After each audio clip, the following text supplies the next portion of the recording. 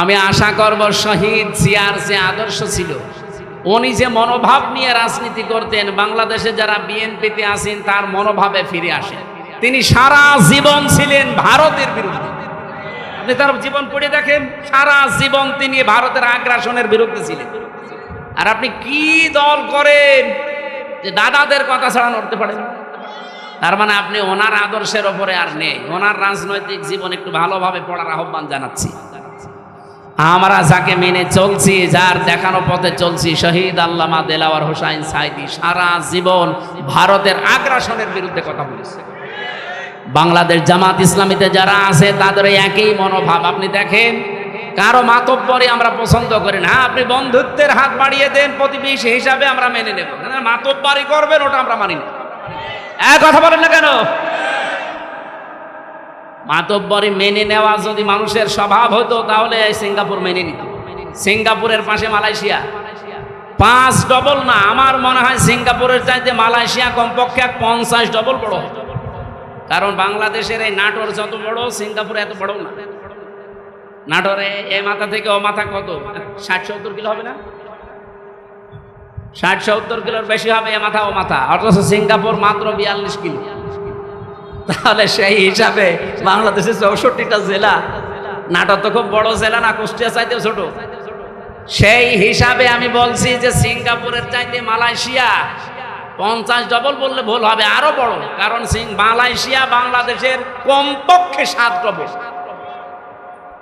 এর চাইতে 7 ডবল বড় বাংলাদেশের চাইতে।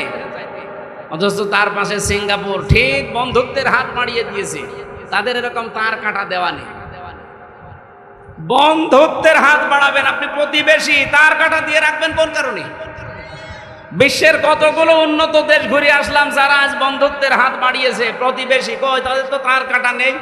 আপনাদের সাথে আমাদের শত্রুতার কারণ এইটাই, আপনারা আন্দাজে নাক গলাতে চান।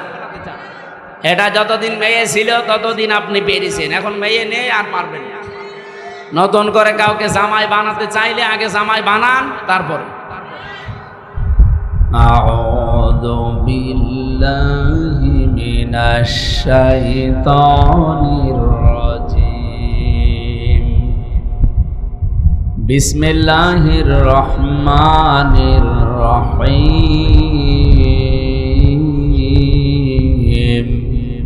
কুল লা আকুলু লাকুম ইনদি খাযাইনুল্লাহ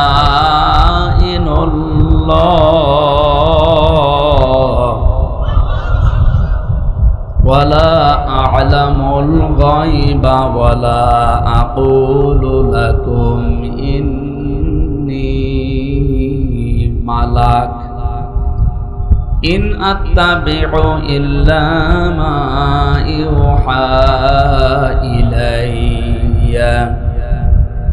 قل هل يستوي الأعمى والبصير أفلا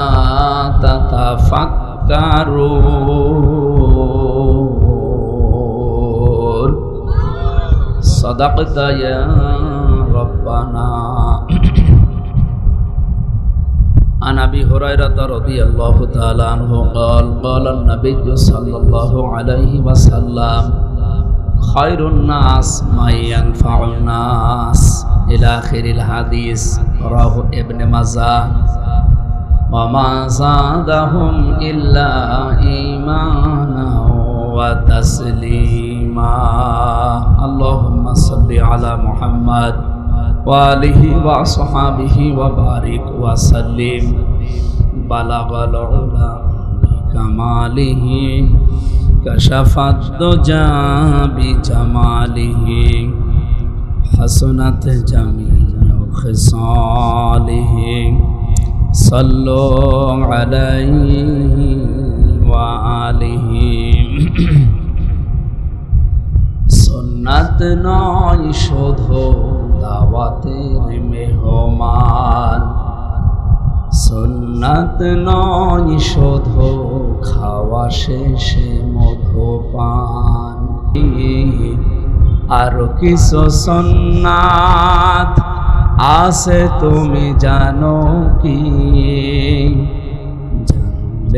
জীবনে কখনো তা মানো কি? আলহামদুলিল্লাহ। আমরা যে সমস্ত বিষয়গুলো ওয়েলকাম জানাই, স্বাগতম জানাই, ওগুলো স্বাগতম জানানোর মতো না। কুল বিফাদলিল্লাহি ওয়া বিরহমাতিহি ফাবিযালিকা ফালিয়াফরাহু ওয়া খায়রুম মিম্মা ইয়াজমাউন। আল্লাহ তাআলা বলেন সূরা ইউনূসের 58 নম্বর আয়াতে আছে, নবী আপনি বলেন তাম দুনিয়া যা পেয়ে আনন্দে আছে, আমি আল্লাহ তোমাদের মাঝখানে যাকে পাঠাচ্ছি আনন্দের বিষয় সেই মুহাম্মদুর রাসূলুল্লাহ। সুতরাং তাকে যারা পেয়েছে তারা যেন আনন্দে থাকে বা আনন্দ করে। হুয়া খায়রুম মিম্মা ইয়াজমাউন, তামাম দুনিয়া যা পেয়ে, যা গেইন করে, যা অ্যাচিভ করে, যা অর্জন করে, আনন্দ করে, এগুলো একটাও স্থায়ী না। একটাও স্থায়ী, এমনকি কারো আদর্শ স্থায়ী না। এ পৃথিবীতে একজনের আদর্শ স্থায়ী এখন আছে, কিয়ামত পর্যন্ত থাকবে ইনশাআল্লাহ, মুহাম্মাদুর। সুতরাং তারা আদর্শে যারা আছেন তারা আনন্দ করতে পারে, তারা খুশি হতে পারেন মন থেকে, তারা উল্লাস করতে পারেন এই অর্থে যে আমি মুহাম্মাদুর রাসূলুল্লাহর উম্মত। হুয়া জিতাবাকুম, তিনিই তোমাদেরকে নির্বাচিত করেছেন। আমা জাআলা আলাইকুম ফিদ-দীনি মিন হারাজ, আর দিনের উপরে মুহাম্মাদুর রাসূলুল্লাহর আদর্শের উপরে চলতে গিয়ে যে সমস্ত বাধা বিপত্তি আসে, এগুলো আল্লাহ নিজের পক্ষ থেকে সব দায়িত্ব নিয়ে দূর করে দিয়েছে। আপনি কথার অর্থ বোঝেন? আজ আমরা বিশ্বনবীর আদর্শে যারা আছি এদেশে, বিপদ আপদ মুসিবত যাই আসুক না কেন, এটা আমি নিজে সরাতে পেরেছি, আপনি পারবেনও না। এই বিপদ আপদ মুসিবত ষড়যন্ত্র সব সরানোর দায়িত্ব কার? এই জন্য আমাদের কোনো টেনশন নেই। ওয়ালা তাহিনু ওয়ালা তাহজানু ওয়া আনতুমুল আ'লাউনা ইন কুনতুম মুমিনিন, কোনো ভয় নেই, কোনো টেনশন নেই, কোনো চিন্তাও নেই, এমনকি দুশ্চিন্তাগ্রস্ত হওয়াও নিষেধ মুমিনের। ইন কুনতুম মুমিনিন, যদি মুমিন হতে পারো, ওয়া আনতুমুল আ'লাউনা, তোমরা বিজয়ী হবে না, হবেই। আমি আরবি গ্রামার পড়ে দেখেছি, মুবতাদা সব সময় মারেফা হয়, খবর হয় নাকেরা, অনির্দিষ্ট। কিন্তু খবরও যদি নির্দিষ্ট হয়ে যায়, মারেফা হয়, তাহলে ইফিদুল হাসরা, হসরের ফায়দা দেয়। তখন বাংলা অর্থ দাঁড়ায়, শেষে হর্ষাই দেওয়া লাগে। আল্লাহ তাআলা ওয়া আনতুম আ'লাউনা দিতে পারতেন, আলিফ লাম বাদ দিলেও আমি অর্থ করতে পারতাম। যারা আলেম আছে তারা আলিফ লাম বাদ দিয়ে পড়তে দেন, আমি নেড়া আরবি সব জেজবত দিয়ে দেব। আমি অর্থ আপনি বাংলা ভাষায়, ইংরেজি ভাষায় করে দেব, কিন্তু আনতুমুর আ'লাউনার আগে আলিফ লাম দিলেন। আমরা চিন্তা ভাবনা করে দেখলাম এখানে আলিফ লাম দেওয়ার কারণ, আল্লাহ নিজে দায়িত্ব নিয়ে গ্যারান্টি দিচ্ছেন তোমরা বিজয়ী হবেই। একটা শর্ত তুলে লাগিয়েছেন, ইন কুনতুম মুমিনিন, যদি মুমিন হতে পারো। বলেন তো বিজয় দেওয়ার একচ্ছত্র মালিকানা কার? আরো জোরে বলেন। মুক্তিযুদ্ধ হয়েছিল ৭১ সালে, আল্লাহ যদি বিজয় না দিতে, এদেশের যত মানুষ ছিল সবাই মিলে মুক্তিযুদ্ধ করলেও জয় পাওয়া সম্ভব ছিল, এটা আমরা বিশ্বাস করি। মুক্তিযুদ্ধ হয়েছিল, স্বাধীন হয়েছিলাম, আল্লাহ বিজয় দিয়েছিলেন, এটা কোনো মানুষের কৃতিত্ব না, মানুষ কাজ করেছে, এতটুকু দায়িত্ব তার। বিজয় দেওয়ার একচ্ছত্র মালিকানা আমরা বিশ্বাস করি। আরো জোরে বলে। এই আয়াতের ভেতরে ছিল বিজয় আল্লাহ দেবেই, তাহলে বিজয় দেওয়ার একচ্ছত্র মালিকানা আল্লাহ। তাহলে মুমিন হওয়ার দায়িত্ব কার? বলেন বলেন। ও বলছে আল্লাহ। আল্লাহ মুমিন হবে? আল্লাহ তো মুমিন আছে। আল্লাহর যে ৫,০০০ নাম, তার ভেতরে আমরা ৯৯টা কম বেশি জানি। এখানে মুমিন নামে একটা নাম নেই। আল্লাহ তো নিজে মুমিন আছে, উনি আবার মুমিন হবে কেন? ওনার উপর বিশ্বাস করে আমাদের মুমিন হওয়া লাগবে। আমরা আজ আনন্দিত এই কারণে যে আমরা এমন একজনের উম্মত, তার উম্মত হওয়ার জন্য নির্বাচিত হওয়া লাগে। হুয়া জিতাবাকুম, তিনিই তোমাদেরকে নির্বাচিত করেন। আমার প্রশ্ন, নির্বাচিত হওয়া লাগে যেই পদ্ধতিতে, তার নাম কি? নির্বাচন। আপনারা কি ঘুমিয়ে গেলে? বলেন, নির্বাচিত হওয়া লাগে যে পদ্ধতিতে, এর নাম কি? আমাদেরকে নির্বাচিত করেছেন কে বলেন? কি হওয়ার জন্য? উম্মত। নবীজির উম্মত। এখানে দল মত নির্বিশেষে সবাই আছি আমরা। আমাদের পরিচয় এখন একটাই, আল্লাহর বান্দা, রাসূলুল্লাহর উম্মত। আর অন্য কোনো পরিচয় আছে? ওগুলো সব বাদ দেন। যে আল্লাহ আমাদেরকে সত্যিই বাড়ি থেকে পর্যন্ত নিয়ে এসে বসিয়ে রেখেছেন। আমি আসার সময় আমার পা দেবে যাচ্ছিল, তার মানে জায়গাটা এখনো ভেজা, কাদা, নিচ দিয়ে এখনো পর্যন্ত ঠান্ডা উঠতেছে। বৃষ্টি কখন নেমে যায় এখন তার গ্যারান্টি নেই। এই জন্য আমরা খুব তাড়াতাড়ি করব। খুশি হয়ে বলেন আলহামদুলিল্লাহ। দরুদ আর সালাম পাঠ করার মাধ্যমে আজকে আমরা আরম্ভ করছি।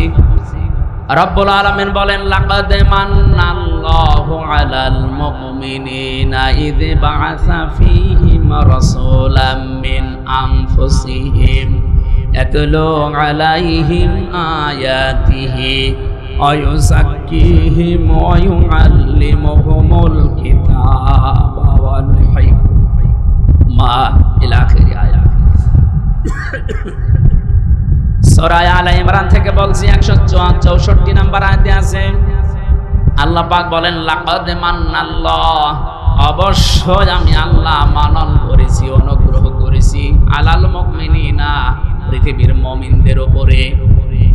আমরা যারা ঈমান এনে মুমিনের দাবি করছি, আমাদের উপরে সবচাইতে বড় মানান, অনুগ্রহ, দয়া আল্লাহর কি? ইয বাআসা ফীহিম রাসূলা, আমি একজন রাসূল পাঠিয়েছি তোমাদের মাঝে। এটা সবচাইতে বড় মানন আল্লাহর। তাফসীর আমি পড়তে গিয়ে আয়াতের থেকে দেখেছি, এই পৃথিবীতে যত দয়া, যত রহমত, যত মানান, অনুগ্রহ আল্লাহ দিয়েছেন, সবচাইতে বড় দয়া আল্লাহর কাছ থেকে এসেছে তিনটা। 1 নম্বরে কোরআনে কারীম, 2 নম্বরে মুহাম্মদুর রাসূলুল্লাহ, 3 নম্বরে আমরা মার বাবা পেয়েছি। এটা আল্লাহর রহমত। যাদের বেঁচে আছে রহমত বেঁচে আছে, যাদের মারা গেছে তার রহমত আর দুনিয়ায় নেই। তাহলে 2 নম্বরের ব্যাখ্যা বলছিলাম, বিশ্বনবীকে আমাদের মাঝে আল্লাহ পাঠিয়েছেন রহমত, মানান, অনুগ্রহ, দয়া হিসাবে। কি করতেন তিনি? ইয়াতলু আলাইহিম আয়াতিহি, তিনি আল্লাহর আয়াত তেলাওয়াত করে আমাদেরকে শোনাতেন। আজ ওপেন বলছি, আজ যত রকমের কথা বিভিন্ন রাজনৈতিক দল, বিশেষ করে বাংলাদেশে যারা দিন কায়েম করতে চান, তাদের উপরে আপনারা ছড়িয়ে দেন, তাদের উপরে আপনারা বসিয়ে দেন, তাদের উপরে আপনারা চাপিয়ে দেন। তাদেরকে বলছি, যে মানুষগুলো বাংলাদেশে বলেন আমরা নবীওয়ালা কাজ করি, এই বাংলাদেশ সহ বিশ্বে নবীওয়ালা কাজ করছে যারা এই 4টা কর্মসূচি হাতে নিয়েছে। 1 নম্বরে ইয়াতলু আলাইহিম আয়াতিহি, যারা আল্লাহর আয়াত তেলাওয়াত করে মানুষকে শোনায়। আরে ভাই, আমি তো নিজে সাক্ষী দিচ্ছি, এতদিন তো ওইভাবে অ্যাক্টিভ ছিলাম না। জেল থেকে বের হয়ে অ্যাক্টিভ হয়ে দেখলাম বাংলাদেশ জামাত ইসলামী এবং ইসলামী ছাত্র শিবির আর ইসলামী ছাত্রী সংস্থা, এই 3টার ভেতরে আমি শুধু পেয়েছি তারা কোরআন তেলাওয়াত করে আগে মানুষকে শোনাবে। এটা প্রথম কর্মসূচি। এটা শোনাতে হলে নিজের যোগ্যতা লাগবে। এই জন্য তাদের 15টা পয়েন্ট প্রতিদিন লেখা লাগে। তার প্রথম পয়েন্টে আপনি কোরআন শরীফ কয় আয়াত পড়েন, বুঝে পড়েন না আন্দাজে পড়েন, ওইটাও আবার লেখা লাগবে। হাদিস আপনি কয়টা পড়েন, বুঝে পড়েন না ব্যাখ্যা সহ পড়েন না আন্দাজে পড়েন, ওইটাও লেখা লাগবে। আরো তো 13টা বাদ দিলাম। আপনি এই 2টাই ধরেন, নবীওয়ালা কাজ করতে হলে অবশ্যই আপনাকে কোরআন জানা লাগবে। এক কথা বলেন না কেন? বাংলাদেশ জামাত ইসলামীতে যোগ দিতে হলে আপনাকে যদি আস্তে আস্তে উপরে উঠতে হয়, মাস্ট বি কোরআন জানা লাগবে। জামাতের কোন রকম হয়েছে কোরআন পড়তে পারে না, আপনি বাংলাদেশ পুরাটা যদি দেখাতে পারেন, আমি ওয়াজ বাদ দিয়ে দেব। আমি নিজে তো সারা দেশে গেছি, আমার নিজের জেলা থেকেও বলছি। আমার মতো আমির হামজা, আমি হাফেজ, কোরআনের উপর আমার অনার্স মাস্টার্স করা। আমার রকম হতে গিয়ে যিনি দায়িত্বে এসেছিলেন ঢাকা থেকে 120টা প্রশ্ন করেছি। আমার মতো মানুষ 120টা প্রশ্ন, কোরআন কেন্দ্রিক প্রায় 20টা, পরিবার নিয়ে 20টা। এতদিন পর্দার ওয়াজ করেছি, কিন্তু খাস পর্দা কি এটা আমি নিজে উপভাবে মানতাম না। অক্টোবরের 13 তারিখে রোকন হওয়ার পর থেকে আমি বাস্তবে দেখেছি যে পর্দা কি জিনিস আর কেন করা লাগে। জামাত ইসলামের কথা আমি এই জন্য বলছি, বাংলাদেশে ৭৩টা সংগঠন আছে, দল আছে। কোন দলে আপনি কাজ করলে জামাত কর্মী মানে সমাজকর্মী, অন্য দলের কোন কর্মী মানে সমাজকর্মী আমি পাইনি। কিন্তু জামাত ইসলামের কর্মী হতে হলে আপনাকে আগে সমাজকর্মী হওয়া লাগবে। এটা বানিয়ে বললাম। আপনি সারা বাংলাদেশে ৫৬,০০০ বর্গ মাইলে যেখানে জামাত কর্মী দেখবেন, সে শুধু কর্মী না, দেখবেন সে সমাজকর্মী। তার যতটুকু ইনকাম আছে ওই টাকা দিয়ে হলেও, দলীয় ভাবে হলেও, এলাকার মানুষকে নিয়ে হলেও সে সামাজিক কোনো কর্মকাণ্ডের সাথে দেখবেন লেগে আছে। এই জন্য আমরা গ্যারান্টি দিতে পারি বাংলাদেশে জামাত ইসলামীতে ছোট থেকে বড় পর্যন্ত যারা আছে কেউ চাঁদাবাজি করে না। আমার ভাইরা, খুব অল্প সময়ের ভেতরে যেহেতু কথা শেষ করা লাগবে, নবীওয়ালা কাজ করতে হলে ৪টা কর্মসূচি হাতে নেওয়া লাগে। ১ নম্বরে আপনি আল্লাহর আয়াত তেলাওয়াত করে মানুষকে শোনাবেন, দাওয়াত দেবেন। এটা জামাত ইসলামীর ভেতরে আমি পেয়েছি। এই জন্য নবীওয়ালা কাজ যদি কেউ করে তাহলে দেশে জামাত ইসলামী করছে।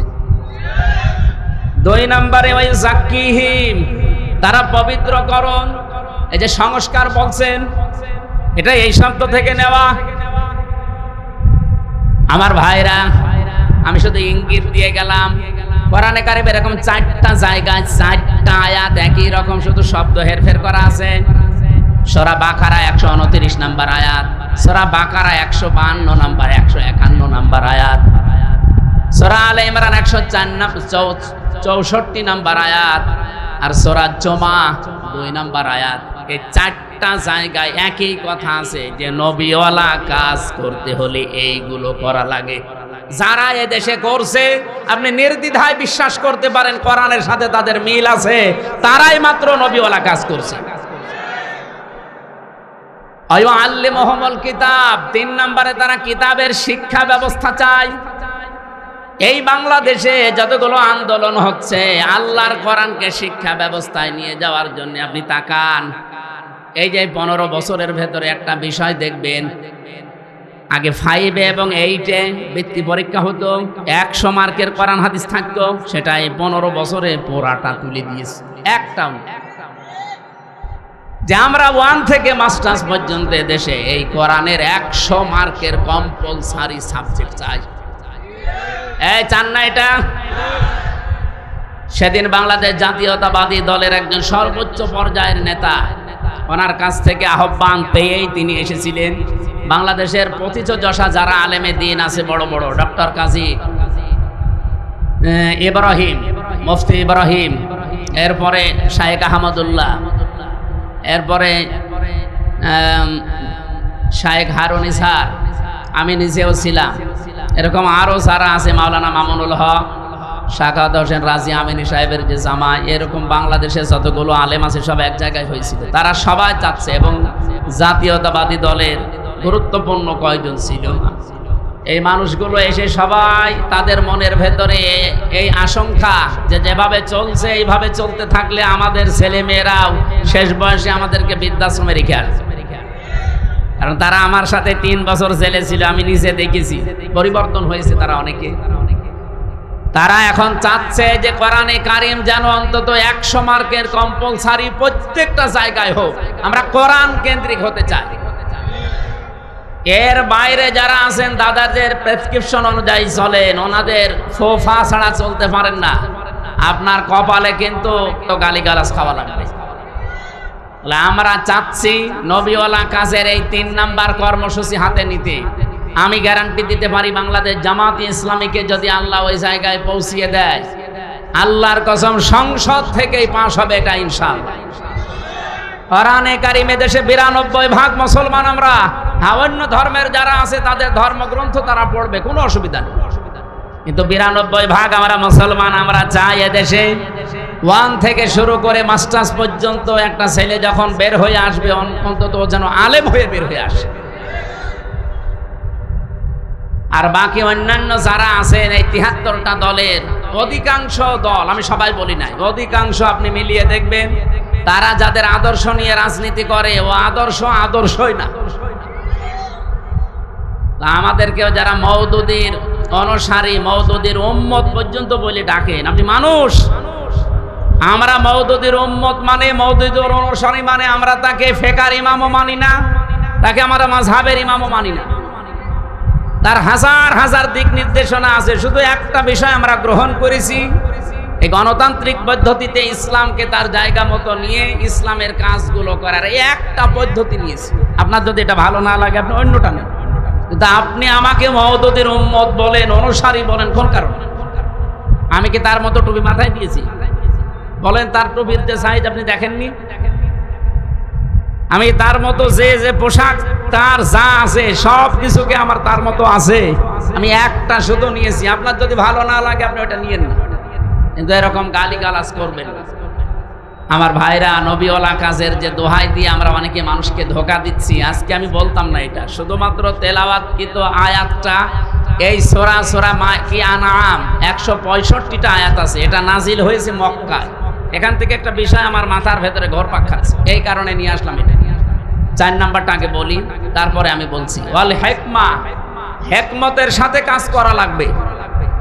আজ যারা কথা মিডিয়ার সামনে এসে আলেম নামে কলঙ্ক, তারা জালেম নাম নিয়ে এগুলো বলেন যে 5 কোটি মানুষ এক জায়গায় হলেই কি ইসলাম কায়েম হয়ে যাবে? 5 কোটি না, এ বাংলাদেশের সব মানুষ এক জায়গায় হলেও ইসলাম কায়েম হবে, এ কথা আমরা বলি না। এটা একটা হিকমা। আমরা হেকমার ব্যাখ্যায় অনেকগুলো বিষয় ছিল, আমি সবগুলো নিয়ে আসতে পারছি না। আমি শুধু এই মক্কা এবং মদিনায় নাজিল হওয়ার একটা প্রেক্ষাপট নিয়ে আসতে চেয়েছি। এদিকে তাকান, এ সূরা নাজিল হয়েছে মক্কায়। কোথায়? কোরআন শরীফের ভেতরে মক্কায় নাজিল হওয়া সূরা 92টা, আর মদিনায় নাজিল হওয়া সূরা 22টা। অন্য আরেকটা বর্ণনা আছে 86টা আর 28টা। আমরা প্রথমটায় ধরলাম। তাহলে এই সূরাটা মক্কায় 165টা আয়াত আছে, আমরা মাত্র একটা আয়াত পড়েছি। আমার এই মাথার ভেতরে এই আয়াত নিয়ে যত তথ্য আছে, এই 1 ঘন্টা তো এমনি বললাম, কিয়ামত পর্যন্ত আলোচনা করলে এই আয়াত শেষ হবে না। এত কথা এর ভেতরে আল্লাহ লুকিয়ে রেখেছে।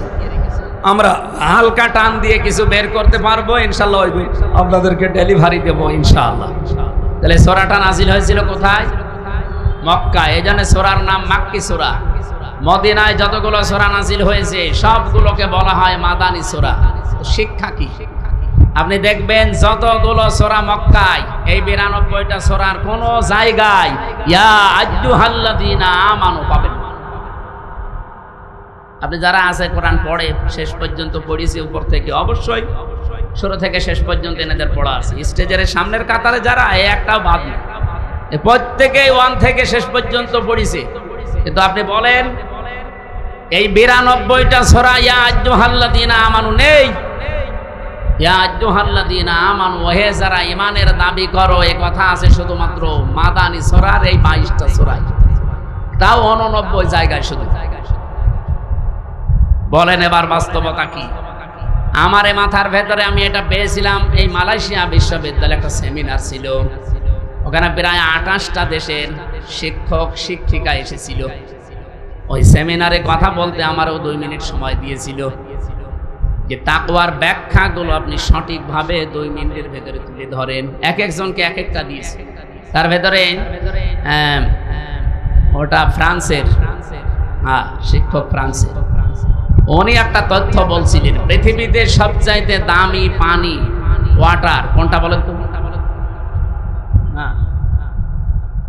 এটা তো আমিও বলেছিলাম, কিন্তু আমি বলে ধরা খেয়েছি।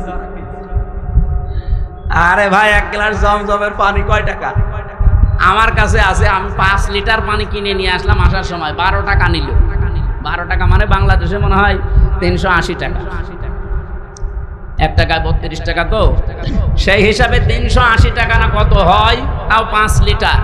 1 গ্লাস পানির দাম খুব বেশি হলেও কত, 20-22 টাকা হবে বাংলাদেশে। এবার বাস্তবতা বলেন, পৃথিবীতে সবচাইতে এখন দামি পানি যেটা, না অ্যাকোয়া ক্রিস্টালা, যে নীতা আম্বানির বউ, নীতা আম্বানি পান করে, কি না, কি আম্বানি ওনার নাম? মুকেশ আম্বানির স্ত্রী নীতা আম্বানি। এটা স্বর্ণের কি যেন মিশিয়ে দেয় ওর ভেতরে, খুব দামি পানি। 1 লিটার পানির দাম বাংলাদেশের 3.5 লাখ টাকা। আমার মনে হয় মহিলার যদি 24 ঘন্টায় অন্তত 3-4 বোতল পানিও লাগে, 3-4 লিটার, কত টাকার পানি লাগতে পারে আপনি বলেন তো?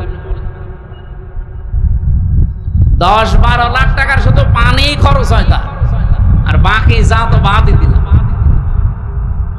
এই পানিটা খুব দামি পানি। এই প্রশ্নের উত্তর আমি ওই দিন আমিও আপনাদের মতো একেবারে হুসুকে বাঙালি জমজমের পানি, জমজমের পানি আমার এই হিসাব মিলিয়ে স্যার আমারে জিজ্ঞাসা করছে কোথা থেকে এসেছেন।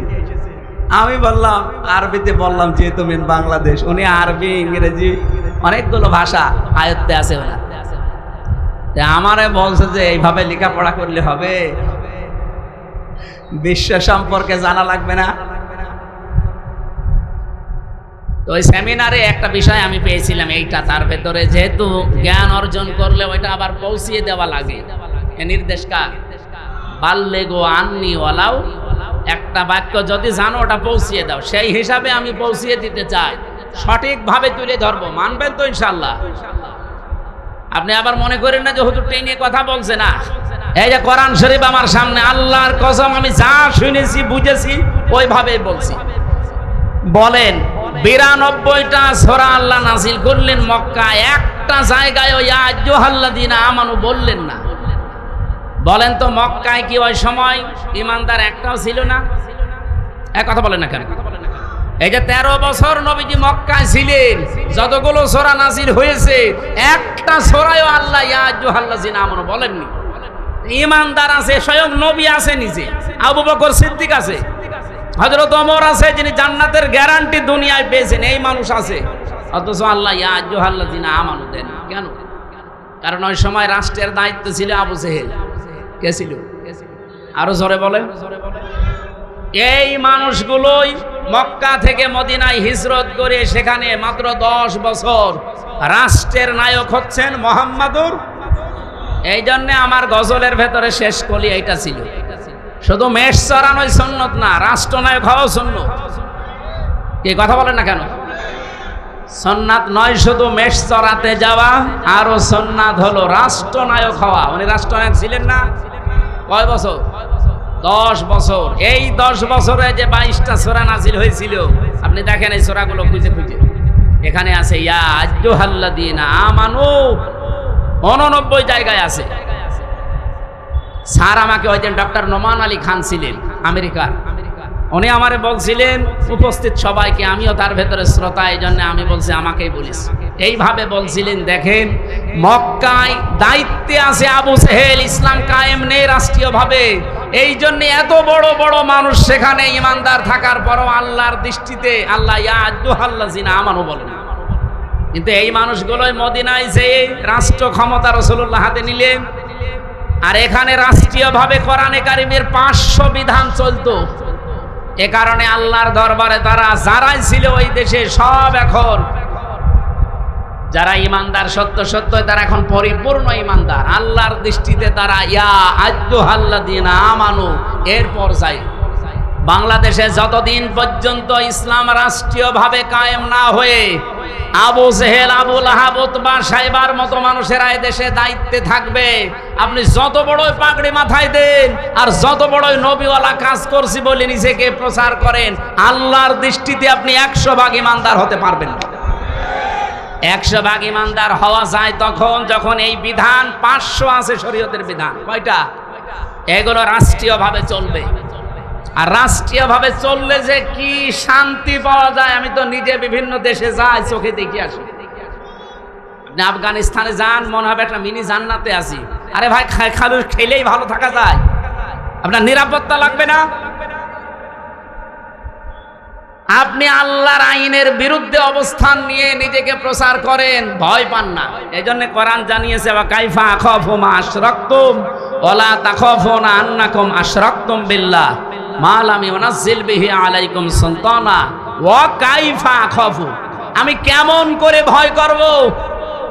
তোমরা যাদেরকে আল্লাহর সাথে শরীক করো তাদের বিষয়ে আমি কেমন করে ভয় করব, অথচ তোমরা আল্লাহর সাথে শরীক করে ভয় করো না। আমরা আল্লাহর আইন জমিনে কায়েম করতে গিয়ে বিভিন্ন উল্টাপাল্টা নাম শুনি, গালিগালাজ শুনি, হুমকি ধামকি পাই, কেন ভয় করব? আপনি আল্লাহর আইনের বিরুদ্ধে মানুষের তৈরি করা আইন কায়েম করতে গিয়ে ভয় পান না। আর আমরা ভয় পাইব মানে আপনার পক্ষে কোন দলিল আছে? বলেন, আপনি যার আইন দুনিয়ায় কায়েম করতে চান তার পক্ষে কোনো দলিল আছে? তার চরিত্র আছে? তা আমরা যার আইনের কথা বলি, যার আইন কায়েম করতে চাই, আল্লাহর কসম কোনো ভয় আমাদের অন্তরে আর নেই। আল্লাহ রাব্বুল আলামিন বলেন, আল্লাযীনা আমানু ওয়া লাম ইয়ালবিসু ঈমানাহুম বিযুলমিন উলাইকা লাহুমুল আমনু। ভালো করে শুনবেন, আল্লাহ বলেন আমি নিরাপত্তা দেই। আমার পক্ষ থেকে যদি কেউ নিরাপত্তা পেতে চায়, দুইটা গুণ অর্জন করা লাগবে, ঈমান আনা লাগবে আর শিরিক আর জুলুম মুক্ত জীবন গঠন করা লাগবে। এখানে জুলুম মানে শিরিক। আমি এই আয়াতটা মিলিয়েছিলাম সূরা আলে ইমরানের সাথে।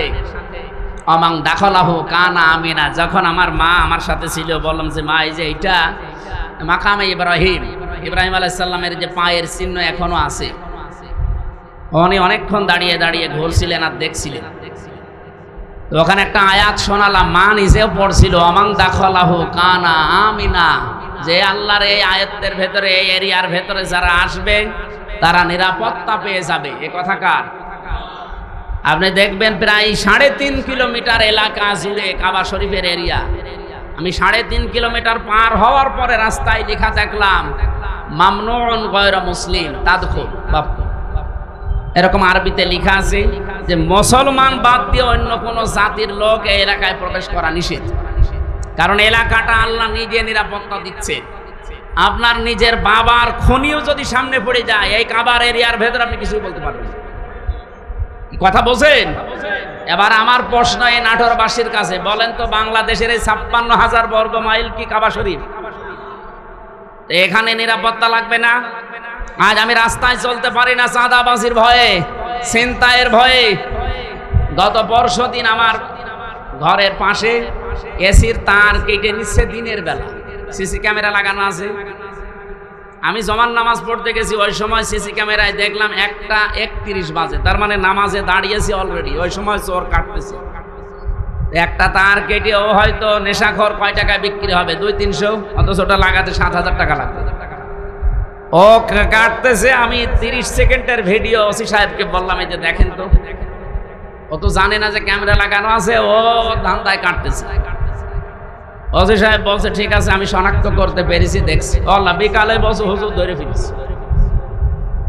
বিকালে ধরা পড়ার পরে জিজ্ঞাসা করলাম কি? বসে আচ্ছা করে পিটালাম। বসে এর আগেও 2 বার কেটেছিলাম। তার মানে ঠিকই বলেছি, এর আগেও 2 বার কেটেছি। কি করলেন? বছরে চালান দিয়ে জেলে পাঠিয়েছিলেন। এই যে এই লোকটা দিনের বেলা, আমার নিরাপত্তা নেই, আমার জিনিসের চুরি হয়ে যাচ্ছে। আর এই রাতে এখন এই 10:30 11টায় কুষ্টিয়া পর্যন্ত নিরাপদে বাড়ি যেতে পারবো কিনা সে গ্যারান্টি এখন আমার হাতে আছে? নেই। তাহলে এই 56,000, এখান থেকে কুষ্টিয়া মাত্র 60 কিলো, এই জায়গা থেকে 56,000 বর্গ মাইল, প্রায় 1250 কিলোমিটার এদিক ওদিকে। এত বড় বিশাল এরিয়া, কাবা শরীফের মতো নিরাপত্তা দেওয়া লাগবে না? এটা তো ডক্টর ইউনূসই পারবে নাকি?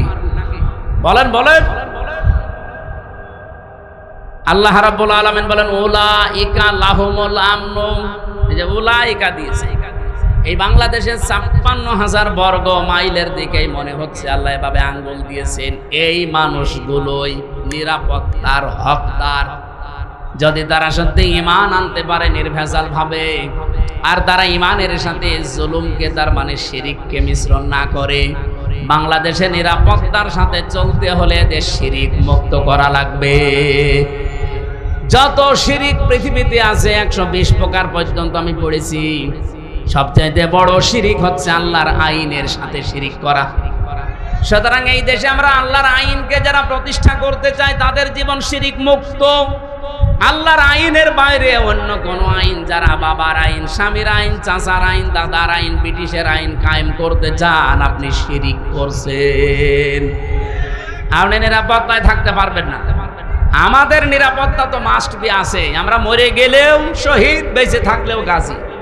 এরকম একটা শপথ বাক্য নিয়েই দুনিয়ায় বেঁচে আছি। বলিন্না সলাতি ওয়া নুসুকি ওয়া মাহইয়ায়া ওয়া মামাতি লিল্লাহি রাব্বিল আলামিন। নবী আপনি বলেন, আমার নামাজ, আমার কোরবানি, আমার বেঁচে থাকা, আমার মরে যাওয়া সব আমি আল্লাহকে দিয়েছি। এই কথা বলেই কিন্তু এই রাস্তায় আসা লাগে।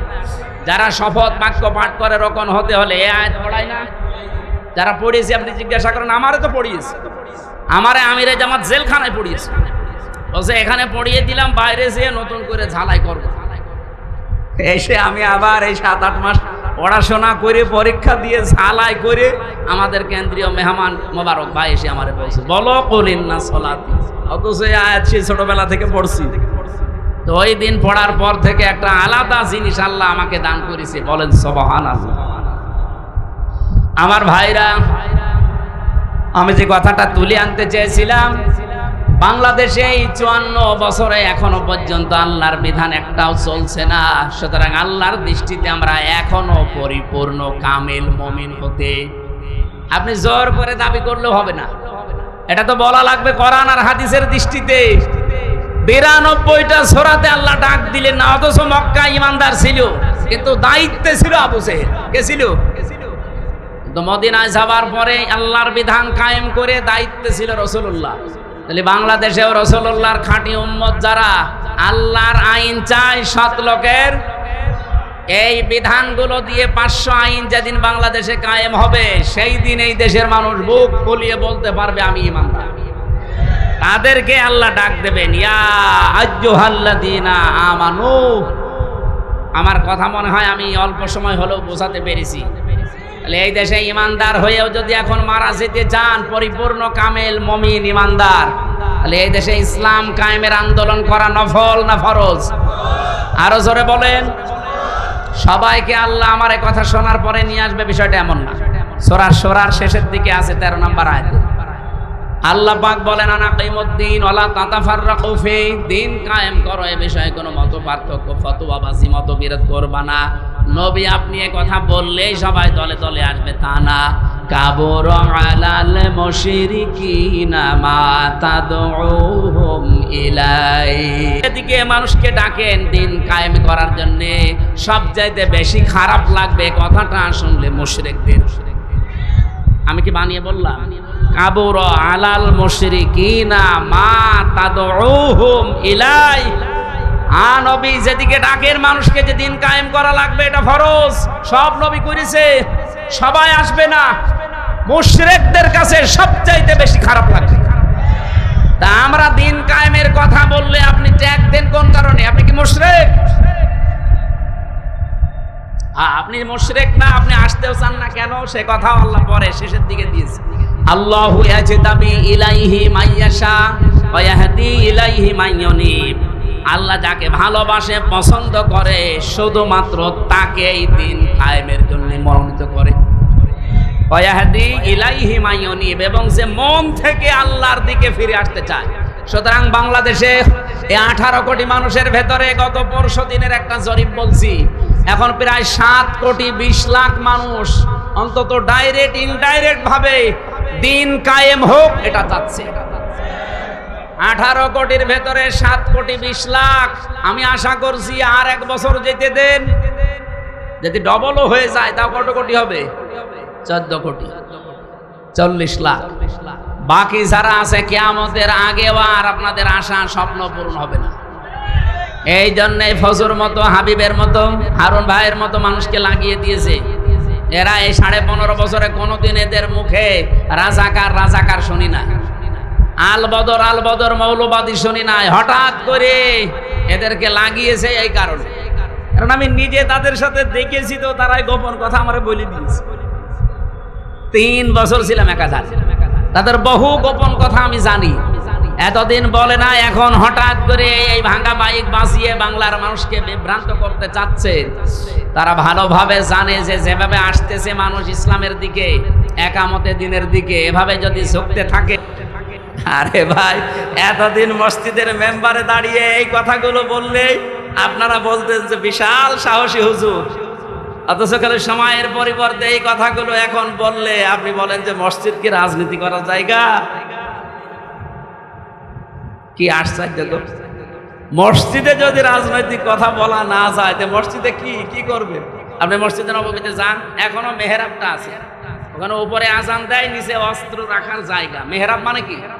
অস্ত্রাগার। যেখানে অস্ত্র রেখে দেয় ইমাম সাহেব তার উপরে দাঁড়ায়, খুতবা দেয়, জাতিকে সতর্ক করে।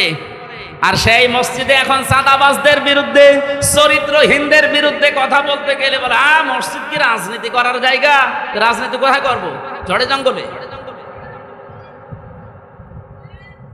সম্মানিত উপস্থিতি, আমি মক্কা এবং মদিনায় সূরা নাযিল হওয়ার প্রেক্ষাপটে যতটুকু বুঝেছিলাম ডক্টর নোমান আলী খান হাফিজাহুল্লাহর বক্তব্য থেকে আমি ডেলিভারি দিয়েছি। আশা করছি আপনি বুঝেছেন। এবার আপনার বিবেকের বিষয়, এদেশে সত্যি সত্যি ইমানদার পরিপূর্ণ যদি আল্লাহর দৃষ্টিতে হতে চান, রাষ্ট্রীয়ভাবে ইসলাম কায়েম করার জন্য সর্বাত্মকভাবে চেষ্টা করা লাগবে। আর সবাইকে আল্লাহ নিয়েও আসবেন। আল্লাহ যাকে পছন্দ করে এবং যে মন থেকে আসতে চায় তাকে দিয়ে আল্লাহ এই কাজ করাবে। সুতরাং এই 7 কোটি 20 লাখ মানুষকে আমার মনে হয় আল্লাহ পছন্দ করে ফেলেছে। বাকি যাদেরকে এখনো পছন্দ করেনি তারা লাইনে থাকেন, সিরিয়াল করেন, একটা একটা করে আসেন। কথা বুঝতেছেন?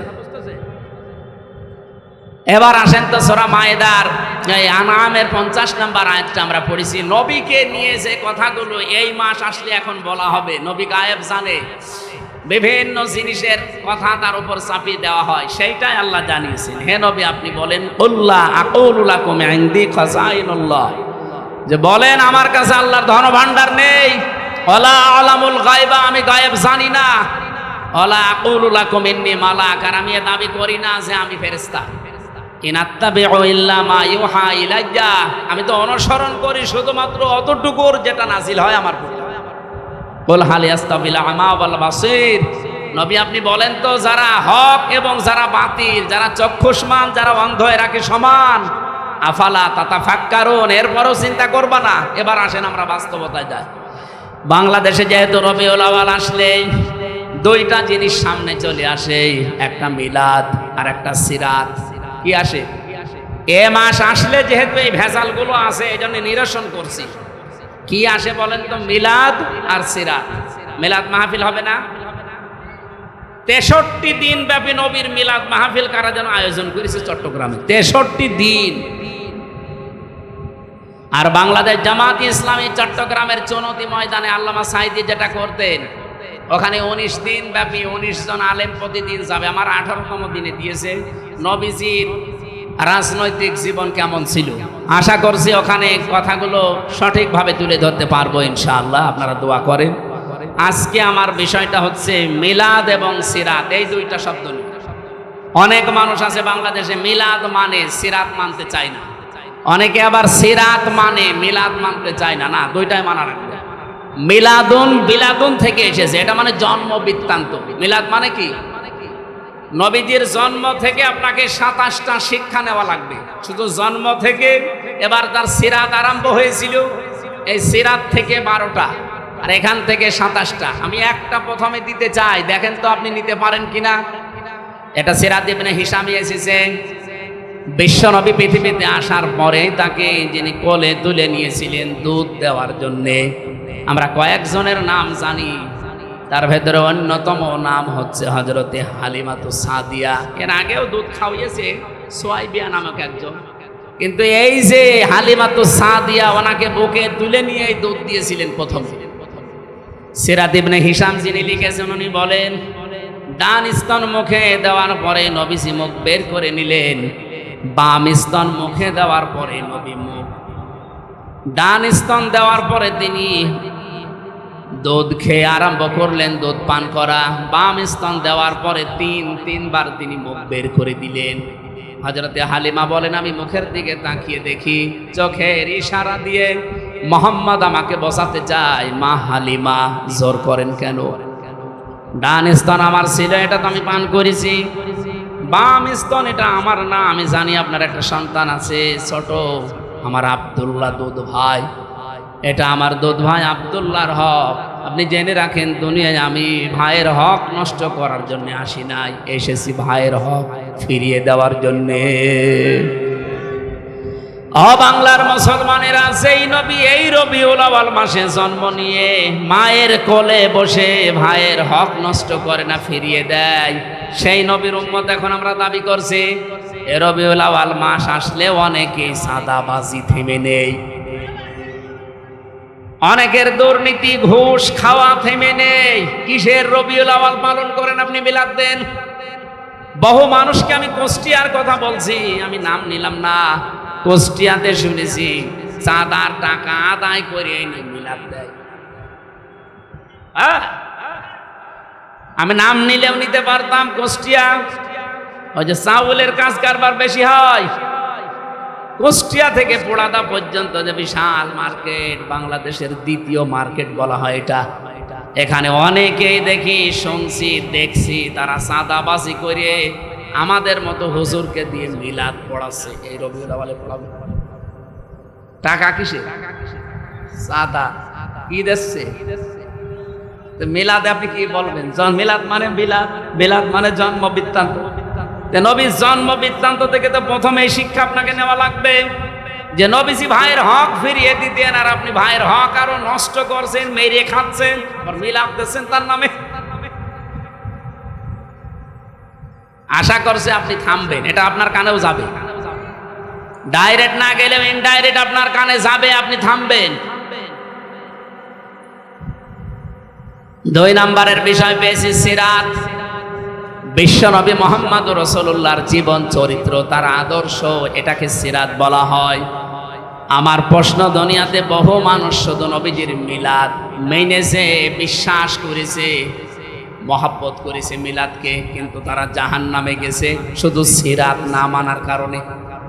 তো বহু মানুষের জীবনী আমি পড়ে দেখেছি, তারা মাত্র শুধু মিলাদ না, মিলাদও মেনেছে, সিরাতও মেনেছে। এই মানুষগুলো দুনিয়া থেকে জান্নাতি। যেমন হযরতে আমির হামজা, হযরতে আব্বাস রাদিয়াল্লাহু তাআলা আনহুমা, 2 জনের কথা আপনি পড়া জীবনী পড়ে দেখবেন। তাদের পড়া জীবনে আমি পড়ে পেয়েছি তারা মিলাদও বিশ্বাস করেছে, নবীর জন্ম, তারা সিরাতও মেনেছে। কি আমি বেশি বললাম? তারা মিলাদও মেনেছে, সিরাতও মেনেছে, 2 জনে জান্নাতি। আপনি সিস্টেম অপর পৃষ্ঠায় দেখুন, আরো 2 জন চাচা আছে নবীর আপন চাচা, আবু লাহাব আর আবু তালেব। এই 2 জন চাচা নবীর মিলাদ নিয়ে, জন্ম নিয়ে খুশি ছিল, কিন্তু নবীর আদর্শ পেয়ে তারা খুশি হয়নি। এই জন্য 2 জনই জাহান্নামী। আমার মনে হয় যারা জ্ঞানী মানুষ বুঝে ফেলেছে। সুতরাং এই রবিউল আউয়াল আসলে শুধু মিলাদ নিয়েই খুশি থাকবেন, আপনি আর কি খুশি? আবু লাহাব নিজের বাড়ির কাছের মেয়ে লোক কিনা দাসীকে এই 2 আঙ্গুল দিয়ে আজাদ করে দিয়েছিল, এত খুশি হয়েছিল এই লোকটা। আপনি আর কয় টাকা খরচ করবেন না, 2 মণ মিষ্টি কিনবেন, আর ও নিজের কাজের মেয়েকে আজাদ করে দিয়েছে। এত খুশি হয়েছিল নবীর জন্মে, নবীর মিলাদে, নবীর জন্ম গ্রহণ করায়, কিন্তু নবীর আদর্শ মানে নাই, এই জন্য জাহান্নামী। এই জন্য কি? আর 2 জন চাচার কথা বললাম না, নিজে আমি আমির হামজার কবরের পাশে দাঁড়িয়েছিলাম, মনে হচ্ছে এখনো বসে আছে জিন্দা, কারণ শহীদরা মরে না। বলেন শহীদরা। এই হিসাবে বিশ্বাস করি বাংলাদেশ জামাত ইসলামীর যে 11 জন কেন্দ্রীয় নেতাকে ফাঁসি দিয়েছে, জেলখানায় হত্যা করেছে, প্রত্যেকটা শহীদ, কেউ মারা যায়নি, সবাই আল্লাহর জান্নাতের খাবার খাচ্ছে। কারণ তাদেরকে কেউ যদি বলে মরিয়ে গেছে, তার কবিরা গুনাহ। ওয়ালা তাহসাবান্নাল্লাযীনা কুতিলু ফি সাবিলিল্লাহি আমওয়াতা, তোমরা কেউ ধারণাও করবা না, মুখে তো বলবাই না। ওয়ালা তাকুলু লিমা ইউকতালু, মুখে তো বলা যাবে না, ধারণাও করা যাবে না। এটা সূরা বাকারায়, সূরা আলে ইমরানে 2 জায়গায় আছে। মুখে বলা যাবে না, ধারণাও করা যাবে না যে শহীদ হয়েছে যারা মরে গেছে।